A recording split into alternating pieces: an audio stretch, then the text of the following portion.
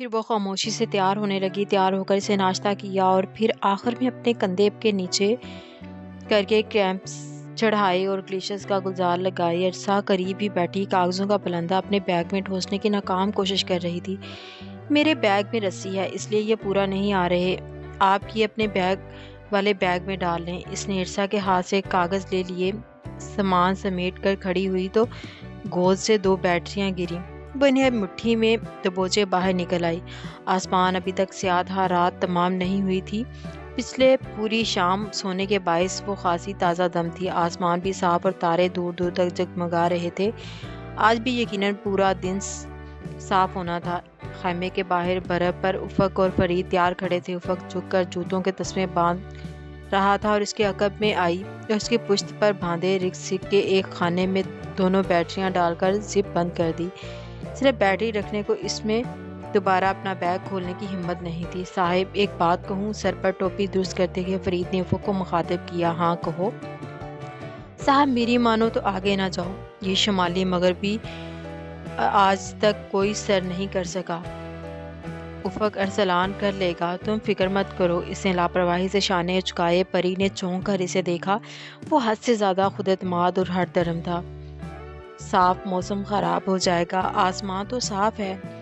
صاحب وہ شمالی میں ستاروں کا جھنڈ دیکھ رہے ہو نا؟ یہ ستارے میں نے کبھی اس مہینے میں چوٹی کے آسمان پر نہیں دیکھے۔ یہ اچھی پیشن گوئی نہیں کرتے۔ آبدمانی کو ہم ہنزا کثیر سے زیادہ نہیں جانتے۔ ہمارے پاس اتنا فیول اور گیزر نہیں کہ ہم بیٹھ کر انتظار کرتے رہیں۔ پینٹ چاٹتے ہوئے وہ سیدھا ہوگا اور فرید بھی چپ ہو گیا۔ وہ اسی طرح خاموشی سے سر جھکائے کھڑی تھی۔ اچانک اس کے سر کے پیچھے کوئی نوکدار چیز زور سے لگی۔ وہ گھبرا کر پلٹی۔ 3 پہاڑی کووں نے اس پر حملہ کر دیا تھا۔ اس نے زور سے سر پر ہاتھ مارا اور وہ اڑ گئے۔ اس نے ان کو دیکھتے ہوئے سر کا پچھلا حصہ سہلایا جہاں انہوں نے چونچیں ماری تھی۔ کیا ہوا؟ تم ٹھیک ہو؟ افق قدرے فکر مندی سے اس کے قریب آیا۔ وہ اسی طرح عجیب نگاہوں سے دور سے آسمان پر اڑتے کووں کو دیکھتی رہی۔ پری کیا ہوا؟ اس نے دوبارہ پوچھا۔ اس نے چونک کر سر جھٹکا۔ کچھ نہیں، یوں ہی کچھ یاد آ گیا تھا۔ اس نے دوبارہ سر جھٹکا اور بلانے کی کوشش کی۔ جو یاد آیا تھا؟ ٹھیک 6 سال پہلے جس دن اس کی ماما کی وفات ہوئی تھی، اس روز بھی صبح جوگنگ کے دوران اس پر یوں ہی کووں نے اس پر حملہ کر دیا تھا۔ وہ بھی ایسے ہی پہاڑی کوے تھے۔ پتہ نہیں کیوں اس کو عجیب سی گھبراہٹ ہونے لگی تھی۔ ارسا کان پر فون لگائے بولتے ہوئے خیمے سے باہر آئی۔ جی بالکل، میں کیمپ 3 پہنچ کر بابا سے بات کر لوں گی۔ جی sure, okay, take care, love you mama, bye. اس نے سیٹلائٹ فون بند کر کے پری کو تھمایا اور خود سر پر ہیلمٹ جوڑنے لگی۔ اس وقت پریشے کا دل چاہا کہ وہ بھی پاپا سے بات کرے، مگر اس کے پاس ان کا کوئی نمبر نہیں تھا۔ اس نے خاموشی سے فون بیگ میں رکھ دیا۔ ہمیں جلد از جلد کیمپ 3 پہنچنا ہے۔ آج رسیاں آپس میں نہیں بندھیں گی، کیوں نہ کہ ایسے میں ہماری رفتار سست ہو جائے گی۔ چلو نا پری، تم کیا سوچ رہی ہو؟ اسے کلائمبنگ ہیلمٹ ہاتھ میں پکڑے گم سم دیکھ کر وہ جاتے جاتے پلٹا۔ اس نے قدرے سوچتی متذبذب نگاہوں سے اسے دیکھا۔ افق، فرید ٹھیک کہہ رہا ہے، آسمان پر ستاروں کا جھنڈ اور یہ کووں کا حملہ، یہ بری علامات ہیں۔ کیا ہیری پوٹر بہت پڑھنے لگی ہو؟ وہ مسکرایا۔ افق، میں سیریس ہوں، یہ ان کلائمبر راج ہے۔ موسم کو دیکھو، چند گھنٹوں تک برف پھر شروع ہوگی۔ میں انقرہ سے ہنزا اس لیے نہیں آیا کہ برف باری سے ڈر کر بیس کیمپ میں چھپ جاؤں۔ پتہ نہیں کیوں مجھے ڈر لگ رہا ہے، میری چھٹی حصہ یا کچھ اور۔ میرا خیال ہے ہمیں آج نہیں کرنا چاہیے۔ آج کے دن کا آغاز یہ بدشگونی سے ہوا ہے۔ جانے کو اس کا دل گھبرا رہا تھا۔ وہ چند لمحے بے حد سنجیدگی سے اس کا چہرہ دیکھتا رہا، پھر بولا، بدو مت کے بھگوان نیپال والے سیاحوں کے متعلق کہا کرتے تھے کہ صاحبوں کو جانے دو جہاں ان کا دل کرے، مگر یہ نہیں کہ وہ بدو کا مسکن ہوتی ہیں۔ بدو کے پیروکار ایورسٹ کو یعنی مدر گوڈلز آف دا ورلڈ اور سانگا مرتا کہا کرتے ہیں کہ آج بھی یہی کہتے ہیں کہ 6 نسلوں پہلے شرپا سگرماتا کی چوٹی پر قدم رکھنا گناہ سمجھتے تھے۔ ان کے خیالات تب بدلے جب تزنگ نے سرینڈا منڈی ہیلری کے ساتھ ایورسٹ سر کیا۔ جب ترنگ نے سریڈا منڈی ہیلری کے ساتھ ایورسٹ سر کیا۔ یقین کرو اس وقت اتنی توہم پرست باتیں کرتی تم مجھے بدو مت کی کسی منہ میں رکھنے والی رہبر لگ رہی ہو۔ اس کا انداز اتنا قطعی اور منقطع تھا کہ وہ کچھ کہہ نہ سکی، حالانکہ کہنا چاہتی تھی کہ مجھے تو تہم پرست کہو یا جو بھی، میں آگے نہیں جانا چاہتی۔ پری آپی، اگر ہم آج سر کر لیں تو ہمارا نام Guinness book of world record میں لکھا جائے گا۔ ان دونوں نے کسی بات کی گنجائش نہیں چھوڑی تھی۔ اب اگر وہ اس کے ساتھ نہ چلتی تو وہ اس کی بزدلی شمار کرتے۔ وہ کسی ریکارڈ بک میں نام نہیں لکھوانا چاہتی تھی، وہ ادھر رکا پوشی کو سر کرنے بھی نہیں آئی تھی، وہ تو خود تسخیر ہو کر اپنے فاتح کو لینے آئی تھی۔ وہ اس وقت جس طرح اس کا دل کسی انہونی کے باعث گھبرا رہا تھا، وہ بالکل بھی نہیں جانا چاہتی تھی، مگر ٹھہرنا اس کے خلاف تھا۔ وہ ان کے آگے چل رہا تھا، اس کے قدموں سے بننے والے نشان پر قدم رکھتی، سر جھکائے خاموشی سے ان کے پیچھے آ رہی تھی۔ اس کا تنفس تیز تیز چل رہا تھا اور قدموں کے نیچے موجود گلیشیئرز کے اندر سے سلائڈنگ کی آواز بخوبی سنائی دے رہی تھی۔ اس کی مسلسل خاموشی محسوس کر کے وہ کہنے لگا، ارسا، تمہارے ناول کا نام کیا ہوگا؟ دی رکا پوشی کلائمب، یا پھر رکا پوشی دی ان کلائمبر، یا پھر ان ٹروتھ ایئر آف رکا پوشی؟ وہ مشہور کتابوں کے نام بگاڑ رہا تھا۔ ارسا ہنس دی، خیر میرے ناول کا نام خاصا مختلف ہے۔ کیا ہے؟ جب چھپ جائے تو پڑھ لیجئے گا۔ ارسا اپنے ناولوں کے متعلق خاصی شرمیلی تھی۔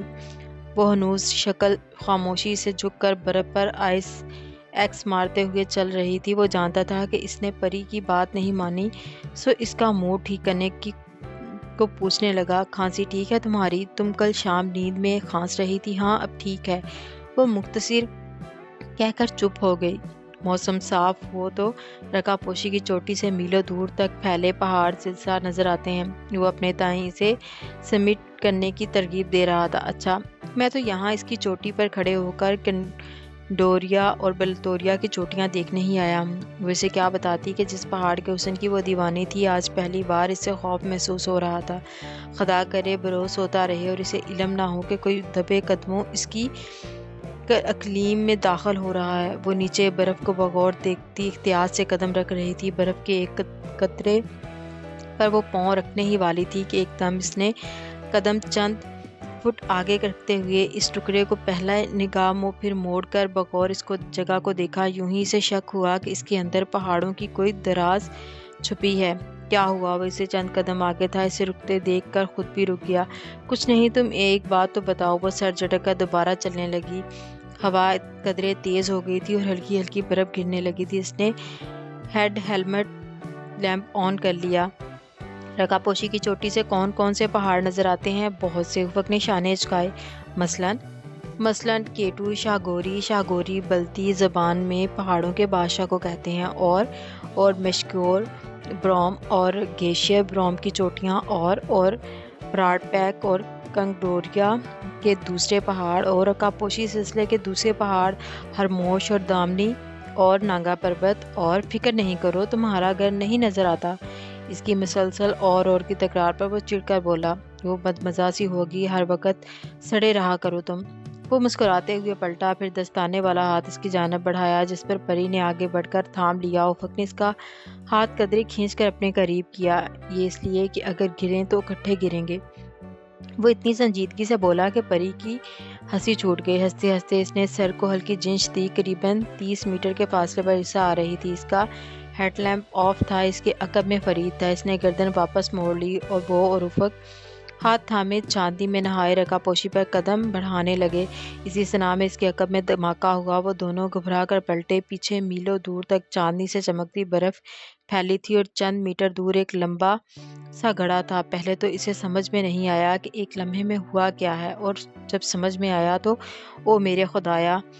ارسا پہاڑوں کی کسی درز میں گر گئی تھی۔ ارسا! وہ دوڑتے ہوئے گڑھے کے قریب آئی۔ گڑھے کے اندر گہرا اندھیرا تھا۔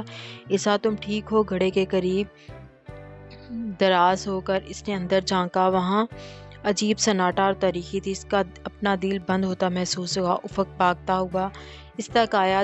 فرید چند قدم دور تھا۔ افق، کچھ کرو پلیز۔ افق، وہ گر گئی ہے، اسے باہر نکالو۔ افق کا بازو جھنجھوڑتے ہوئے اس کے لبوں سے بے ربط فکرے ادا ہو رہے تھے۔ میں کچھ کرتا ہوں۔ اس نے اپنے ہیلمٹ پر لگے سرچ بلب سے گڑھے میں روشنی ڈالی۔ فرید بھی اندر روشنی کرنے لگا۔ وہ دونوں اسے آوازیں دے رہے تھے، ارسا تم ادھر ہو، ارسا جواب دو۔ وہ اسے پکارتے ہوئے ہیڈ لیمپ کی روشنی میں شگاف میں ڈالتے رہے، مگر اندر چند میٹر برف کے علاوہ کچھ نظر نہیں آتا تھا۔ پری کے جسم سے جان نکل رہی تھی۔ وہ جواب کیوں نہیں دے رہی تھی؟ وہ بولتی کیوں نہیں ہے؟ شاید اس سے بولا نہ جا رہا ہو وہ ٹھیک ہوگی، اسے کچھ نہیں ہوا ہوگا، افق اسے باہر نکال لائیں۔ وہ خود کو تسلیاں دے رہی تھی مگر اس کا دل گھبرا رہا تھا۔ ارسا پلیز جواب دو، تم ٹھیک ہو؟ وہ کتنی ہی دیر اسے آوازیں دیتا رہا، اس کا گلا بیٹھ گیا اور آواز پھٹ رہی تھی مگر پہاڑ کی تاریخ عمیق درز بلکہ ایک خاموشی تھی، ہلکی سی کراہ، کمزوری سی کھانسی، زندگی کی کوئی رمق اس دراز میں نہیں تھی۔ برف گرنے لگی، ہوا کا زور زیادہ تیز ہو گیا۔ افق اور فرید جھک کر ارسا کو آوازیں دیتے رہے، دونوں کے ہیلمٹ اور چہروں پر برف کے ذرات لگے تھے مگر دراز سے کوئی جواب نہ آیا۔ پری کا دل ڈوب رہا تھا۔ افق کچھ کرو پلیز، اس کا جیسے سانس رک رہا تھا۔